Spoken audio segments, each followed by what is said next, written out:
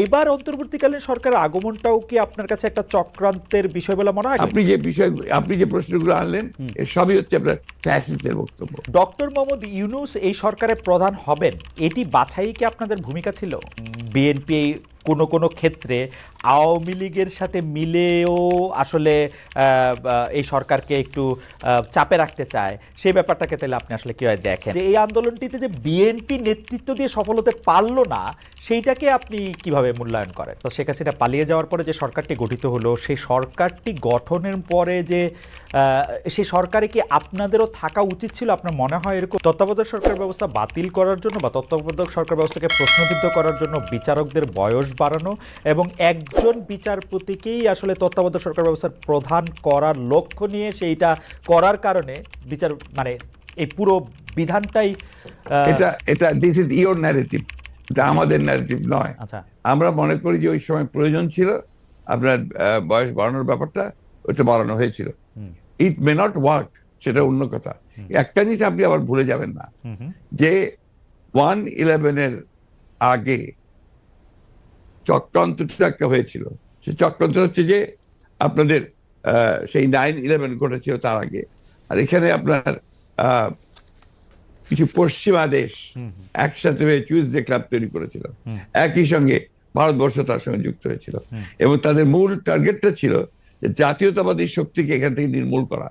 এবং যেহেতু তারেক রহমান সাহেব জাতীয়তাবাদী শক্তির উঠতি নেতা ছিলেন, হি ওয়াজ দ্য রাইজিং লিডার, সুতরাং তাকে আপনারা মেলাইন করার জন্য, তার ভাবমূর্তি নষ্ট করার জন্য একটা পরিকল্পিতভাবে এই চক্রান্তগুলো করা হয়েছে এবং এই ক্যাম্পেইনটা চালানো হয়েছে, হুইচ ইজ টোটালি পলিটিক্যাল। অন্তর্বর্তীকালীন সরকার আসলেই আমরা আমরা আমরা আমরা আমরা দেখি যে এইটার সাথে আসলে নানান আশকথা পাশকথা যুক্ত হয়। আপনি যেটিকে আন্তর্জাতিক চক্রান্তের কথা আগের সরকার মানে 2007 সালে সরকার বললেন, শেখ হাসিনা পালিয়ে যাওয়ার পরে যে সরকারটি গঠিত হলো, সেই সরকারটি গঠনের পরে যে সেই সরকারে কি আপনাদেরও থাকা উচিত ছিল? আপনার মনে হয় এরকম যে মানে এটা একটি জাতীয় সরকার? না না, আমি প্রায় এই ব্যাপারে আমি খুব পরিষ্কার কথা বলি যে আমরা এই সরকারে থাকতে চাইনি। কারণ আমরা মনে করেছি যে যে মূল বিষয়টা যেটা থাকবে সেটাকে আপনার নিরপেক্ষ নির্দলীয় হলে সব দিক দিয়ে ভালো হবে। সেই কারণেই আমরা ওইভাবে কোনো পলিটিক্যাল গভর্নমেন্টের সময় আসুক সেটা নিয়ে আমরা কোনো কথা বলিনি, বরঞ্চ আমরা এই গভর্নমেন্টকে তৈরি করার ব্যাপারে আমরা সহযোগিতা করেছি। নির্দলীয় নিরপেক্ষ থাকুক সেটি আপনারা চেয়েছেন। এই প্রশ্নতে পরে আসছে, ডক্টর মোহাম্মদ ইউনূস এই সরকারের প্রধান হবেন, এটি বাছাই কি আপনাদের ভূমিকা ছিল? অবশ্যই আমরা সবাই মিলিত আমরা কথা বলেছি, ছাত্ররা বলেছে, কারণ আমাদের সামনে অপশন তো খুব কম ছিল যে কয়জন ব্যক্তি সারা দেশে সর্বজনপ্রিয় হবে অথবা আপনার সকলের কাছে গ্রহণযোগ্য হবে, সেটা তার মধ্যে doctor Yunus definitely number one. ইতিহাসের খাতিরে একটু জানতে চাইছি, was he the only option? No, not necessarily only option, but he was the number one option. এবং আপনাদের মাধ্যমেই সেটা টেবলড হয়েছিল? Definitely. ওরা ছাত্ররাও করেছে, দিয়েছে, আমরাও দিয়েছি। ওকে, এখন যখন ব্যাপারটা এরকম দাঁড়ায় যে অনেক ক্ষেত্রে আপনি শুনেন যে সরকারের পক্ষ থেকে বিএনপির অনেক সমালোচনা করা হয় এবং কেউ কেউ এরকম বলতে চেষ্টা করেন যে বিএনপি কোনো কোনো ক্ষেত্রে আওয়ামী লীগের সাথে মিলেও আসলে এই সরকারকে একটু চাপে রাখতে চায়, সেই ব্যাপারটাকে তাহলে আপনি আসলে কিভাবে দেখেন? কারণ আপনি দেখুন, আমি খুব খুশি হতাম আপনি যদি মোর পলিটিক্যাল সাইডগুলোতে যেতেন। জি, আপনি এমন কতগুলো ব্যাপার নিয়ে আসছেন যে বিষয়গুলো কিন্তু আপনার আমি মনে করি যে এই মুহূর্তে এই দেশের জন্য এই বিষয়গুলো খুব একটা ইম্পর্টেন্ট না, বরঞ্চ ক্ষতিকর। ওকে, আমি খুব কিছু ক্যাটেগরিক্যালি বলতে চাই আপনাকে যে এখন আমাদের সামনে যে বিষয়টা সবচেয়ে বড় প্রয়োজন সেটা হচ্ছে যে একদম পিসফুল ট্রানজিশন টু ডেমোক্রেসি।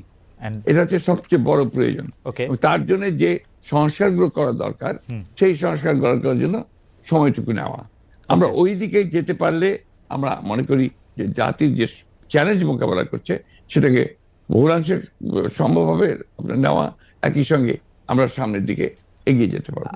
তাহলে কি আপনি সংস্কার নিয়ে একটু কথা বলবেন? কিন্তু আমি আসলে সংস্কার নিয়ে যখন কথা বলতে চাই তখন তো আসলে একটা টাইমলাইন আমার জানতে হবে যে আসলে আপনার সংস্কার আপনার জানতে হবে, কিন্তু আমি তো দিতে নাও পারি। জি জি জি জি, সেটি আপনি আপনার জানাটা তো আমার কাছে খুব বেশি ইম্পর্টেন্ট না। ওকে, তাইলে তাইলে আপনার কাছে ইম্পর্টেন্ট এখন হচ্ছে যে মানে কোনটা, যে এই সরকারকে? আমার কাছে আমি খুব পরিষ্কার করে বলেছি, জি আমি মনে হয় যে আমি কোনো অস্পষ্ট নেই। জি আমি বলেছি যে এই সরকার যে সংস্কারের কাজে হাত দিয়েছে সেই সংস্কারগুলো যারা দ্রুত শেষ করবে, এবং সেটা স্পষ্ট করে বলাও আছে আমাদের যে একটা সুষ্ঠু অবাধ নির্বাচনের জন্য যেটুকু প্রয়োজন সেটুকু করেই তারা যাবে, এটা আমাদের বক্তব্য। They may think যে না, আরো কিছু করতে চাই, কিন্তু তাদের মূল যে 6টা কমিশন তারা করেছে সেই 6টা যত দ্রুত করতে পারে আমরা মনে করি সেটা দ্রুতই করে নিয়ে যাওয়া সম্ভব। এটা কোনো ব্যারিয়ার না, দিস ইজ নো ব্যারিয়ার। ওকে, এবার অন্তর্বর্তীকালীন সরকারের আগমনটাও কি আপনার কাছে একটা চক্রান্তের বিষয় বলে মনে হয়? কারণ আমরা দেখি যে প্রশ্নই উঠতে পারে না, প্রশ্নই উঠতে পারে কারণ না। আমরা দেখেছি যে কারণ জি এবারকার অন্তর্বর্তী সরকারের যে আগমন, এটা একটা জনগণ ছাত্রদের একটা সম্মিলিত আপনার আন্দোলন, একটা আপনার অভ্যুত্থানের ফলে। এখানে আপনি চক্রান্ত দেখছেন কোথায়?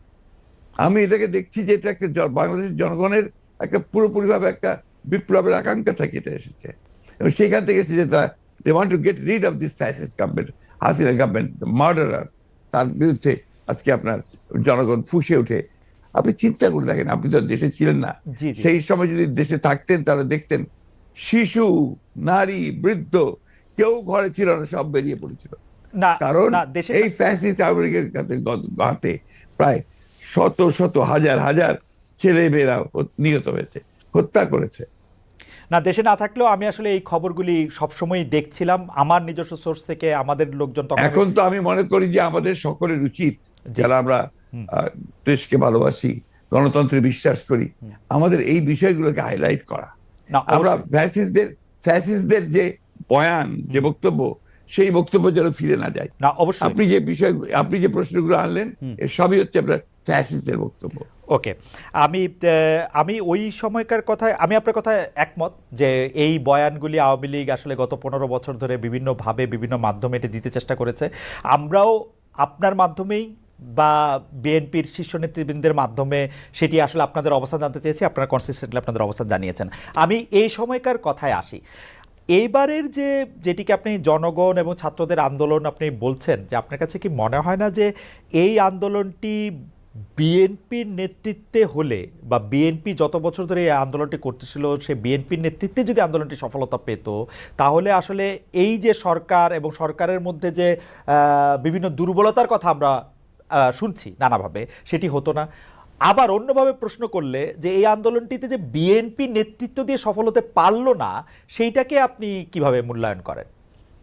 দুটো জিনিস, একটা হচ্ছে যে এখানে আপনার বিএনপি নেতৃত্বে হলে অনেক ভালো হতো, বিএনপি নেতৃত্বে হয়নি এ কথাটা বলছেন কেন?